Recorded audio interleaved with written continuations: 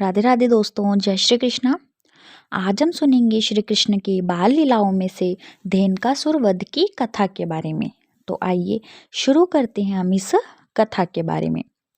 इस प्रकार श्री कृष्ण ने अपने अग्रज बलराम के साथ अपनी कौमार अवस्था बिताकर पौगंड अवस्था में प्रविष्ट हुए। यह अवस्था 6वें वर्ष से 10वें वर्ष तक की थी। तब सभी ग्वालों ने परस्पर मंत्रणा की और वे इसके लिए राजी हो गए कि जो बालक 5 वर्ष के हो गए हैं उन्हें चरागाह में गोवें ले जाने का उत्तरदायित्व दिया जाए। गायों का उत्तरदायित्व प्राप्त हो जाने पर कृष्ण तथा बलराम ने अपने कमल जैसे चरण चिन्हों से वृंदावन की भूमि पवित्र की। ग्वालों तथा बलराम के साथ कृष्ण अब गायों को आगे किए हुए फूलों, साग, सब्जियों तथा घास से पूर्ण वृंदावन के जंगल में प्रविष्ट होने पर अपनी बंसी बजाने लगे। वृंदावन का जंगल भक्त के विमल मन के समान स्वच्छ था और मधुमक्खियों, फूलों तथा फलों से लदा था। उसमें पक्षी चहक रहे थे और स्वच्छ जल वाले सरोवर समस्त भ्रम को हरने वाले थे। वहाँ सदा मधुर सुगंधित वायु बहती रहती थी, जिससे मन तथा शरीर प्रफुल्लित हो जाते। कृष्ण अपने सखाओं तथा बलराम सहित जंगल में प्रविष्ट हुए और अनुकूल वातावरण देखकर उन्होंने जी भरकर आनंद लूटने की इच्छा की। कृष्ण ने देखा कि सारे वृक्ष फलों से लदे हैं और नई नई टहनियाँ नीचे आकर पृथ्वी का स्पर्श कर रही हैं, मानो वे उनके चरण कमलों का स्पर्श करके उनका स्वागत कर रही हो। वे वृक्षों, फूलों, फलों के इस तरह के भाव से अत्यंत प्रसन्न थे और इनकी इच्छाएं जानकर हंसने लगे। तब कृष्ण ने अपने बड़े भाई बलराम से इस प्रकार बोले, हे भ्राता, आप हम सबसे श्रेष्ठ हैं और देवता आपके चरण कमलों की पूजा करते हैं। आप देखते नहीं कि ये फलों तथा फलों से लदे वृक्ष आपके चरण कमलों की पूजा करने के लिए नीचे झुके हैं। ऐसा प्रतीत होता है कि वृक्षों का रूप धारण करने के कारण ये अंधकार से निकलने का प्रयास कर रहे हैं। वस्तुतः वृंदावन की भूमि में उत्पन्न वृक्ष सामान्य जीव नहीं हैं। अपने पूर्व जन्मों में निर्गुण दृष्टिकोण रखने के कारण इन्हें इस जड़ जीवन में रहना पड़ रहा है, किंतु अब इन्हें वृंदावन में आपके दर्शन का अवसर प्राप्त हुआ है और अब वे आपके सानिध्य के द्वारा आध्यात्मिक जीवन में आगे बढ़ने का लिए प्रार्थना कर रहे हैं। सामान्यतः तमोगुणी जीव वृक्ष का शरीर ग्रहण करते हैं।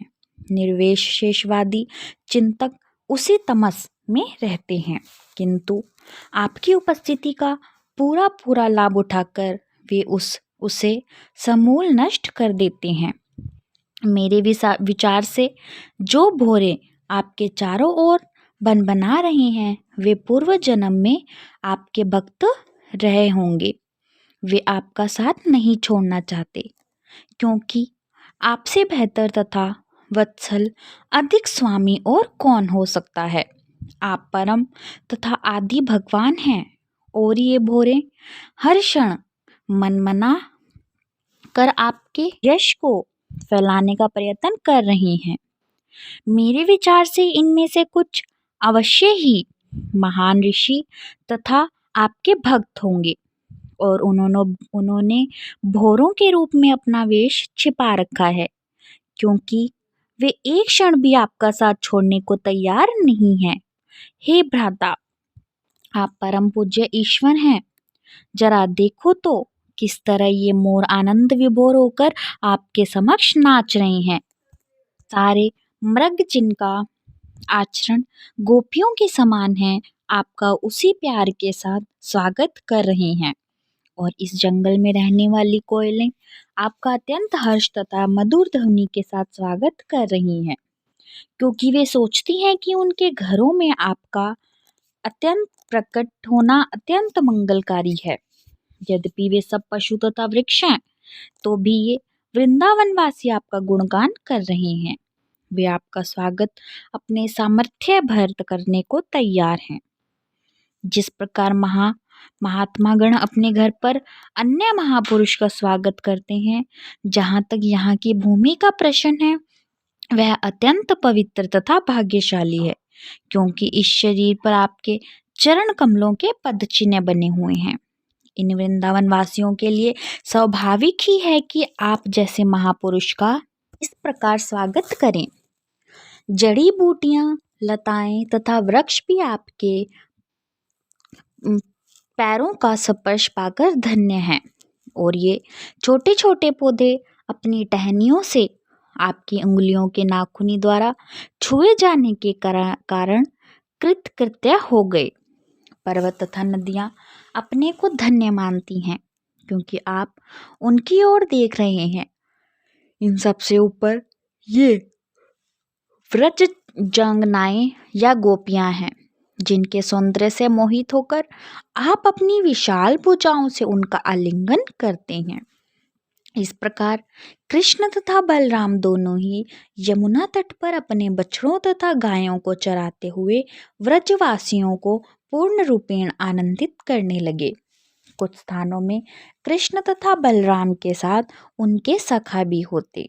ये बालक गाते, भोरों के गुनगुन गुनगुन नकल उतारते और पुष्पहारों से विभूषित कृष्ण तथा बलराम के साथ साथ चलते।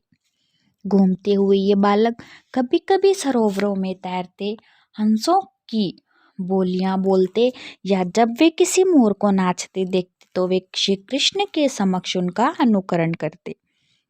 कृष्ण भी अपनी गर्दन हिलाते और नाचने का स्वांग भरते हुए अपने मित्रों को हंसा देते। कृष्ण जिन गायों को चराते थे उनके अलग अलग नाम थे, और वे उन्हें दुलारवंश पुकारते। कृष्ण को पुकारते सुनकर ये गौवें रंभाती हुई तुरंत दौड़ती, और ग्वाल बाल इसे आदान प्रदान भरपेट मजा लेते। वे विभिन्न प्रकार के पक्षियों की ध्वनि तरंगों का अनुकरण करते, जिनमें से चकोर, मोर, कोयल तथा भारद्वाज प्रमुख थे। कभी कभी दुर्बल पशुओं को सिंह तथा चीते की आवाज सुनकर डर जाने के कारण दौड़ते देखकर कृष्ण तथा बलराम सहित सारे बालक भी उन पशुओं के पीछे पीछे दौड़ पड़ते।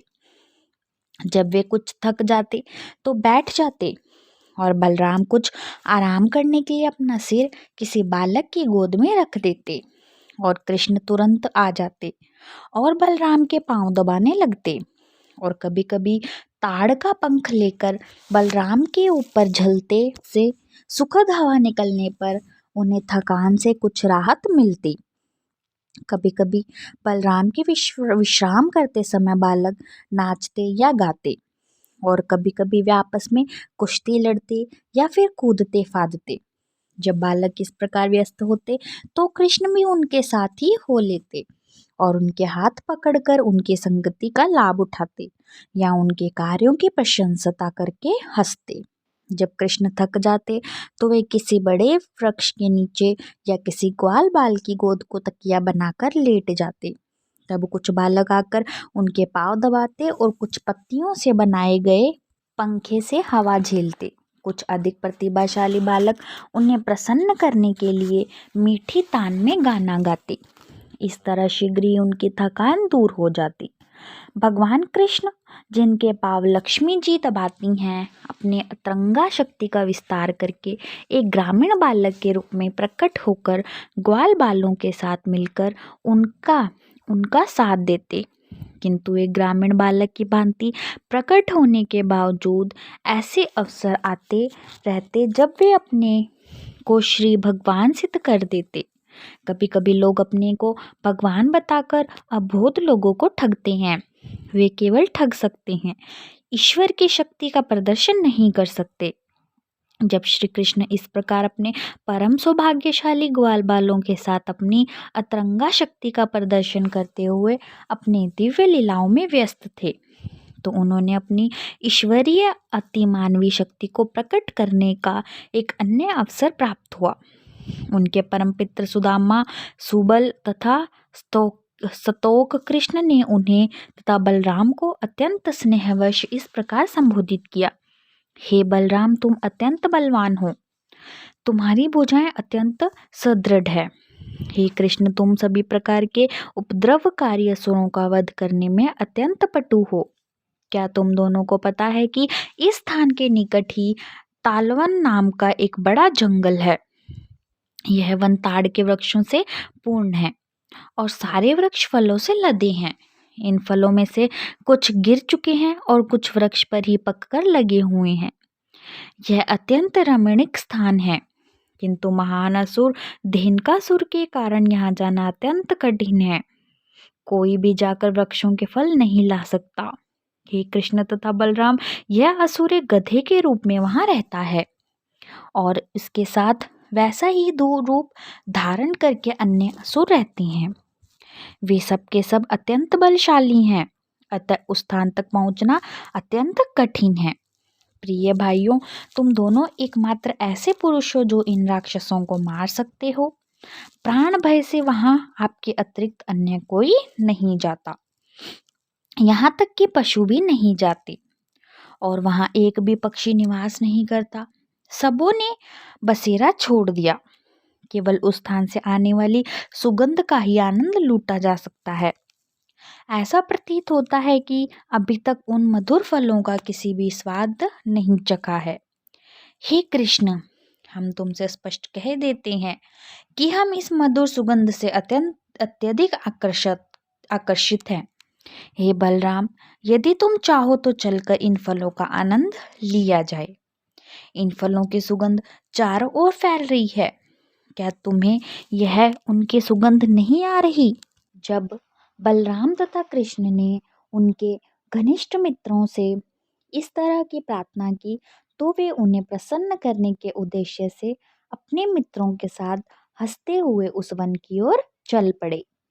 तालवन में प्रवेश करते ही बलराम अपनी हाथी जैसी शक्ति को दिखाते हुए वृक्षों को हिलाने लगे।